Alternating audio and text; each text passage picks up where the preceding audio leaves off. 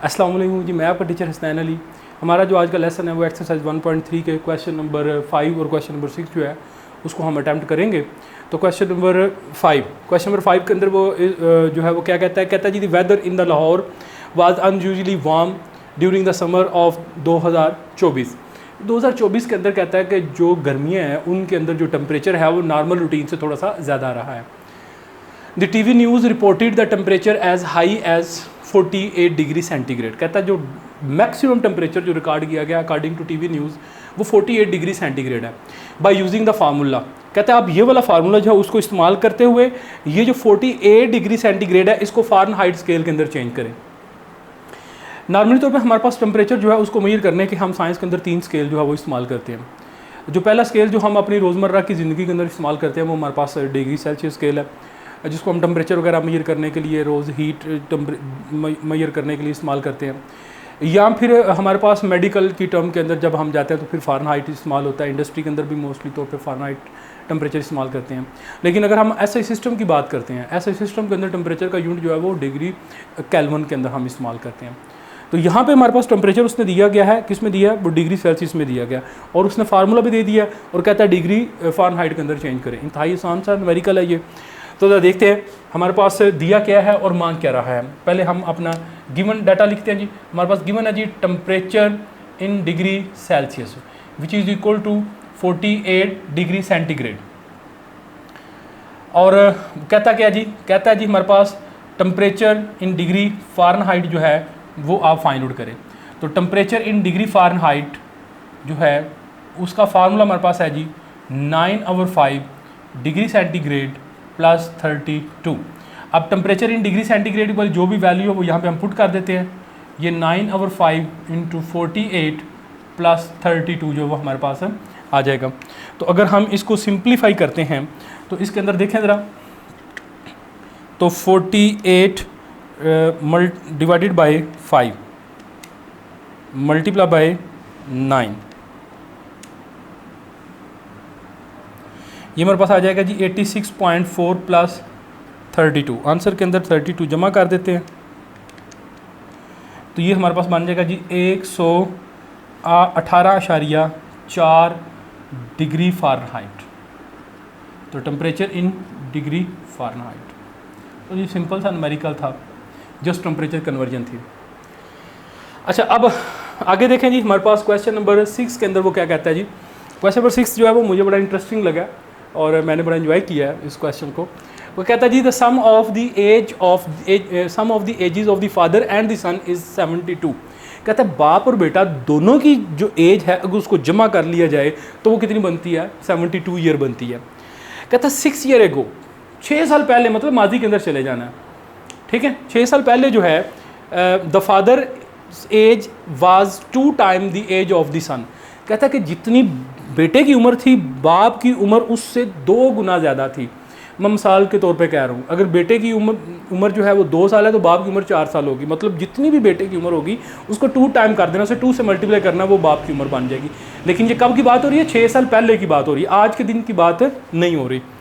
What was the son's age 6 year ago. कहता है 6 साल पहले जब उसकी उम्र बाप की उम्र से 2 आधी थी तो तब बताएं बेटे की उम्र कितनी थी।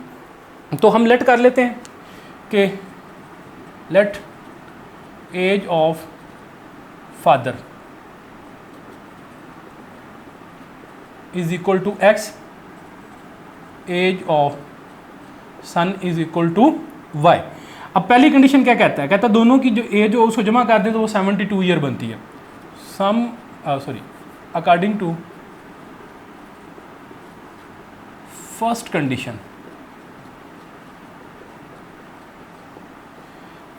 x plus y is equal to 72 year, that is equation number 1। अब हम बात करते हैं 6 साल पहले की, मतलब जो माजी के अंदर गुजर चुके हैं। एज ऑफ फादर, ऊपर लिख लेते हैं, कंडीशन लगा देते हैं 6 ईयर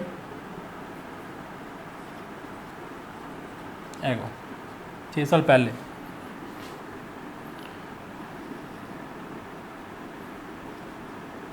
एज ऑफ फादर, अब उसकी जितनी भी एज थी उसमें 6 साल कम कर देंगे हम, x minus 6 age of son y minus 6 हो जाएगा। अब यहाँ पे सेकंड कंडीशन अप्लाई करेंगे अकॉर्डिंग टू सेकंड कंडीशन। अब सेकंड कंडीशन क्या कहती है कि 6 साल पहले जो बाप की जो एज थी वो बेटे की एज से 2 गुना ज़्यादा थी। इसका मतलब है कि x minus y is equal to 2 times of y minus 6। ये बाप की एज है, ये बेटे की एज से 2 गुना होगी। ठीक है, बेटे की एज जितनी भी होगी उसे 2 से मल्टीप्लाई करोगे तो वो बाप की एज के बराबर आ जाएगी। इसे थोड़ा सिंप्लीफाई फॉर्म में लिखते हैं, x minus 6 is equal to 2y minus 12 हो जाएगा। ठीक है, तो ये y इधर आके माइनस, ये उधर जाके plus, x minus 2y is equal to minus 12 plus 6, ये x minus 2y is equal to minus 6, that is the equation number 2। अभी हमारे पास इक्वेशन नंबर 1 एंड 2 आ गई है। इस इक्वेशन नंबर 1 और 2 को हम सॉल्व करते हैं और अपनी जो रिक्वायर्ड वैल्यू है वो हम निकाल लेंगे। ठीक है, तो हम सब्ट्रैक्ट कर देते हैं, इक्वेशन नंबर, अब सब्ट्रैक्ट करेंगे ना, अगर आप तो x से कैंसिल हो जाएगा। ठीक है, तो दोनों इक्वेशनों को हम सब्ट्रैक्ट कर देते हैं। Subtract equation number 1 and 2।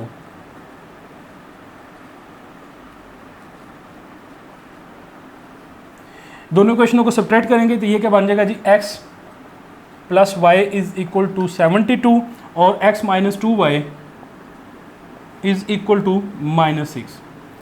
तो प्लस सब्ट्रैक्ट जब करते हैं तो नीचे वाली जो इक्वेशन होती है उसके साइन जो है उसको हम चेंज कर देते हैं। अब ये देखें x वाली टर्म से कैंसिल हो जाएगी और ये क्या बन जाएगा, ये बन जाएगा हमारे पास 3y और ये बन जाएगा जी 78। तो y is equal to 78 divided by 3, तो ये कितना आ जाएगा जी 26 आ जाएगा। अच्छा, अब बेटे देखें वो उसने जो हमसे एज डिमांड की है ना, कहता है कि उसकी एज बताएं कि वो 6 साल पहले क्या होगी। ये जो एज हमने उससे निकाली हमने मौजूदा देख के निकाल ली है, तो 6 साल पहले उसकी एज क्या होगी। तो सन्स एज 6 ईयर बिफोर या 6 ईयर एगो, तो ये बन जाएगा जी y minus 6 is equal to 26 minus 6। तो ये हमारे पास कितनी बन जाएगी जी 20 ईयर। 6 साल पहले बेटे की उम्र जो थी वो 20 साल थी और बाप की उम्र जो होगी वो 40 साल होगी डेफिनेटली। लो जी, ये हमारे पास है। अब जो अगले हमारे पास क्वेश्चन है उनके अंदर थोड़ा सा हम प्रॉफिट और लॉस जो है उसके बारे में, बिजनेस मैथमेटिक्स है उसके बारे में हम पहले थोड़ा सीखेंगे। उसके बाद जो नेक्स्ट रिमेनिंग क्वेश्चन जो है उनको हम इंशाल्लाह अटेम्प्ट